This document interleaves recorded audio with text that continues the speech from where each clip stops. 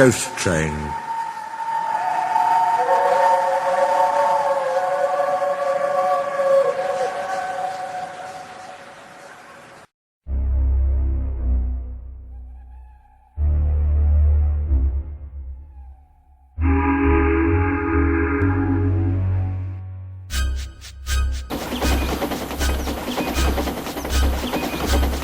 And every year on the date of the accident, it runs again, plunging into the gap, shrieking like a lost soul. Percy, what are you talking about? The ghost train. Driver saw it last night. Where? Asked Thomas and Toby together. He didn't say, but it must have been on our line. He says ghost trains run as a warning to others. Oh, he went on, it makes my wheels wobble to think of it. Pooh, said Thomas. You're just a silly little engine, Percy. I'm not scared.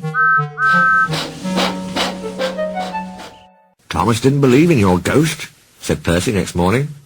His driver laughed. Neither do I. It was a pretend ghost on television. Percy was disappointed, but he was too busy all day with his stone trucks to think about ghosts.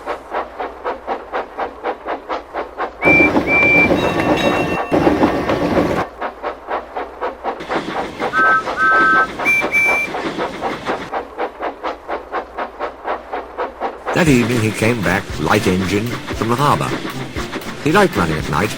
He coasted along without effort, the rails humming cheerfully under his wheels, and signal lights changing to green at his approach. He always knew just where he was, even in the dark. Crow's Farm Crossing, he chanted happily. We shan't be long now. Sam had forgotten that Mr. Crow wanted a load of lime taken to 40-acre field. When he remembered, it was nearly dark.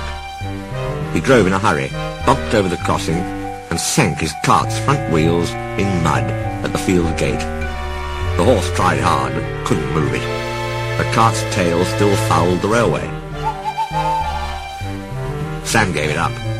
He unharnessed the horse and rode back to the farm for help. There's still time, he told himself. The next train isn't due for an hour. But he'd reckoned without Percy.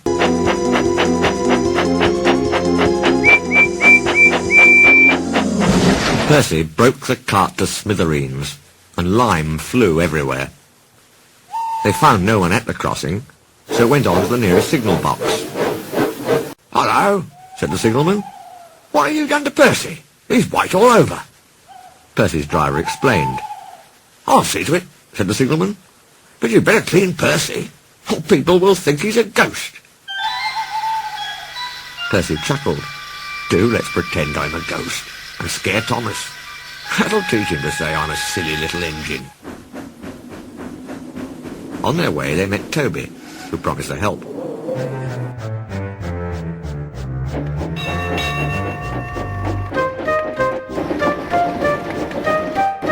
Thomas was being oiled up for his evening train when Toby hurried in saying, Percy's had an accident. Poor engine, said Thomas. Botheration. That means I'll be late. They've cleared the line for you, Toby went on. But there's something worse. Out with it, Toby, Thomas interrupted. I can't wait all evening. I've just seen something, said Toby in a shaky voice. It looked like Percy's ghost. It said it was coming here to warn us. Who cares? Don't be frightened, Toby. I'll take care of you. Percy approached the shed quietly and glided through it. Peep!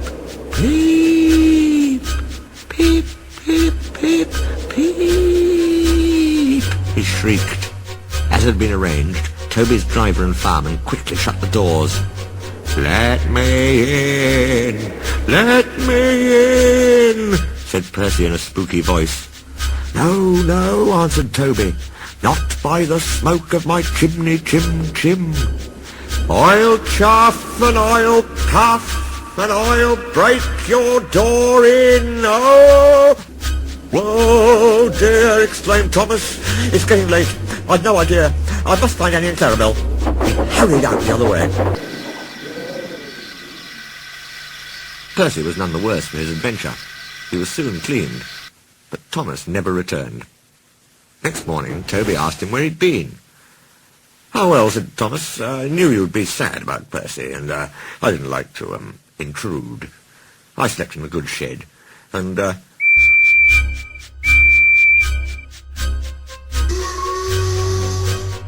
Oh, he went on hurriedly. "Sorry, I can't stop. I got to see a coach by the train." And he shot off like a jackrabbit. Percy rolled up alongside. "Well, well, well," he exclaimed. "What do you know about that?" "Anyone would think," chuckled Toby, "that our Thomas had just seen a ghost."